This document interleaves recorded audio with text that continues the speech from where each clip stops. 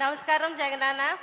3000 రూపాయల పెన్షన్ పెంచి మీ చేతుల మీదుగా మాకు అందించడానికి కాకినాడ విచ్చేసినందుకు మా పెన్షనర్లు అందరి తరపున మీకు స్వాగతం సుస్వాగతం అన్న.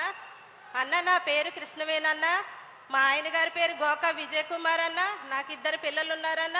అయితే ఆయన ఉన్నప్పుడు మమ్మల్ని ఎంతో సంతోషంగా చూసుకునేవారన్న. 2021లో సెకండ్ వేవ్లో ఆయనకు కరోనా వచ్చిందన్న. కరోనా కారణంగా 15 రోజులు ఆయన హాస్పిటల్లో ఉన్నారన్న.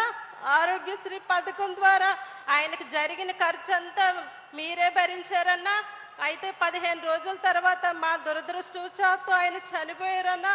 ఆ సమయంలో కుటుంబ పెద్దను కోల్పోయి నేను చాలా నిస్సహాయ స్థితిలోకి వెళ్ళిపోయానన్నా. పిల్లల్ని ఎలా పెంచుకోవాలి, నేను ఎలా బ్రతకాలనే స్థితిలోకి వెళ్ళిపోయినప్పుడు మీ వాలంటీర్ వచ్చి నాకు వితంతు పెన్షన్ దరఖాస్తు చేసిందన్నా. దరఖాస్తు చేసిన మరుసటి నెలలోనే నాకు పెన్షన్ శాంక్షన్ అయిందన్నా.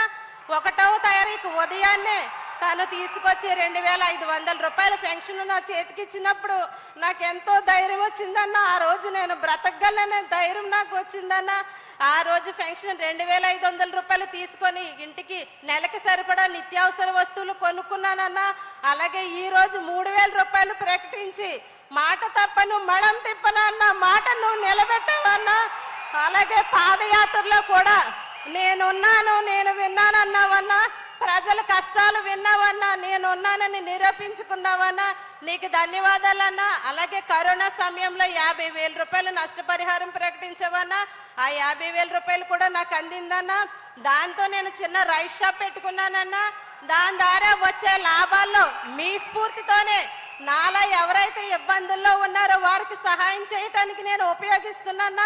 ఇది కేవలం మిమ్మల్నే స్ఫూర్తిగా తీసుకొని నేను ఈ పని చేస్తున్నానని నేను తెలియజేస్తున్నానన్నా. అంతేకాకుండా మా పెద్ద అబ్బాయికి విద్య దీవెన, వసతి దీవెన మా చిన్న నాకైతే వైఎస్ఆర్ ఆసరా 0 వడ్డీ పథకం ద్వారా సుమారు 1,70,000 రూపాయలు నేను లబ్ధి పొందుతున్నానన్నా. అదే కాకుండా మా అత్తగారు కూడా వృద్ధాప్య పెన్షన్ అందుకుంటున్నారన్నా. 18,700 రూపాయలు చేయూత అందుకుంటున్నారన్నా. వైఎస్ఆర్ 0 వడ్డీ ఆసరా పథకం ద్వారా అందుకుంటున్నారన్నా. మీరు చేసిన ఈ మేలుకి ఆవిడ మా మీద ఆధారపడకుండా తన కాళ్ళ మీద తన బతకడానికి సహాయపడుతుందన్నా. అలాగే చీకటిలో ఉన్న ఎంతో మంది జీవితాల్లో మీ నవరత్నాలు పథకాల ద్వారా వెలుగులు నింపుతున్నారన్నా.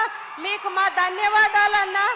అన్నా, కష్టాల్లో ఉన్నప్పుడు కష్టాల నుండి తొలగించమని ఆ దేవుణ్ణి మేము ప్రార్థిస్తామన్నా.